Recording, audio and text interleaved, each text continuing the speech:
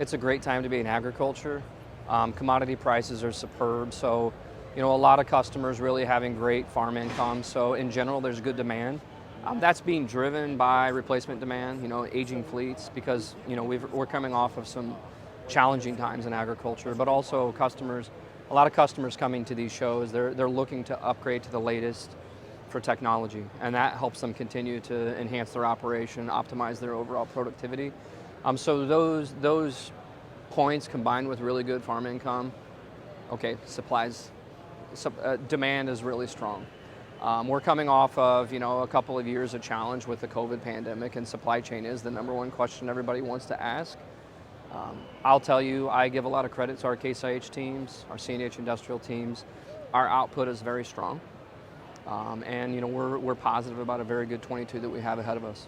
We run a very strong operation and logistics program across Case IH and CNH Industrial. I think the shifts that we've experienced from learnings, I would say a year and a half ago, would be communicating more and a little bit earlier with dealer partners, through our dealers to our customers. It's critical that we, partnering with our dealers, they're our lifeblood, that we communicate to them as much as we can if something happens to shift.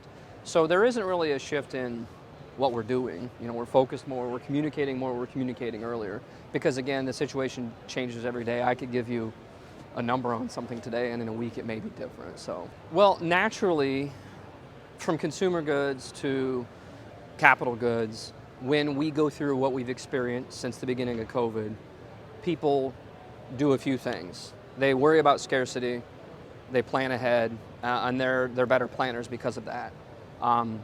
It's a downside, right? Because at the beginning of the pandemic, remember, everybody was hoarding, right? Okay, having a little bit of fun with you. Yeah. But the good side of people planning ahead, to the nature of your question, is we are getting customers and dealers sitting down, looking out and saying, what do I need coming forward?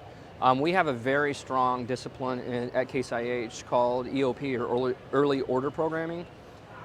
This last year or year and a half has only taken our partner customers and dealers to take a further look at what am I going to need for 22 or the 23 growing season. So it's kind of a blessing in disguise. It's making us have better discipline.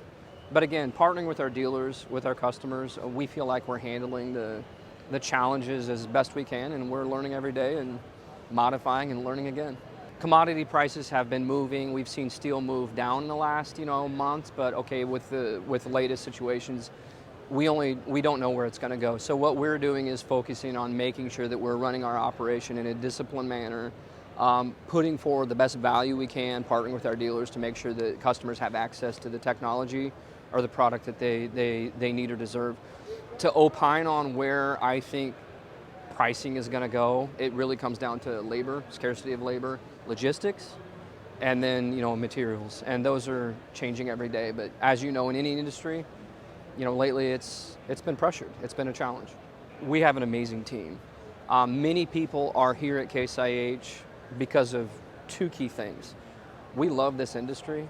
Agriculture is an amazing place to be. And whether I'm at Case IH or another company in agriculture, or when I retire farming one day, we love the industry. We're at Case IH, we say we're built by farmers. That's because many of our employees actually are farmers. I operate a farm, and like I said, when I retire, I'm gonna go home to the farm. That Built by Farmers slogan has turned into a marketing campaign, and it's kind of taken a life of its own. It's exciting. But then we also work for a famous brand.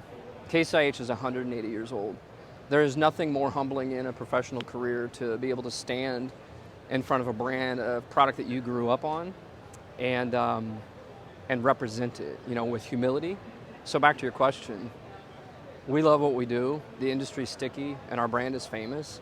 So I think the calculus is different for the Great Resignation as it relates to people working for a brand like Case IH versus what you may see in the headlines.